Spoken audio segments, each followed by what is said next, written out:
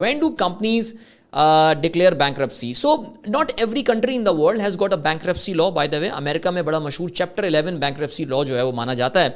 When do companies declare bankruptcy? जब वो उनके पास इस्तिताद नहीं होती है, उनके पास कैपेसिटी नहीं होती है कि वो अपने कर्जों को वापस कर सकें, या they can fulfil there commitments. उन्होंने कमिटमेंट की थी कि मैं आपको इतने टन माल सप्लाई करूंगा, but since they could not procure the material because they do not have the working capital, because कोई बैंक उनको पैसा देने को तैयार नहीं है, so वो क्या करते हैं, वो चैप्टर 11, मैं अमेरिका की बात कर रहा हूँ, वो चैप्टर 11 बैंक्रप्सी जो है वो फाइल करते हैं. चैप्टर 11 बैंक्रप्सी उनको शॉर्ट टर्म के लिए एक प्रोटेक्शन देती है. प्रोटेक्शन देती है कि आपको कोई भी क्रेडिटर अब आके तंग नहीं करेगा, कोई भी कर्जा मांगने वाला, कोई भी बैंक आपसे आके अब पैसे नहीं मांगेगा.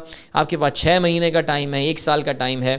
Try to fix the company को फिक्स करने की कोशिश करें, कंपनी को इस हालत में लाने की कोशिश करें कि कम से कम आप 1 साल बाद अपने पैरों पे जाके जो हैं वो खड़े हो जाएं.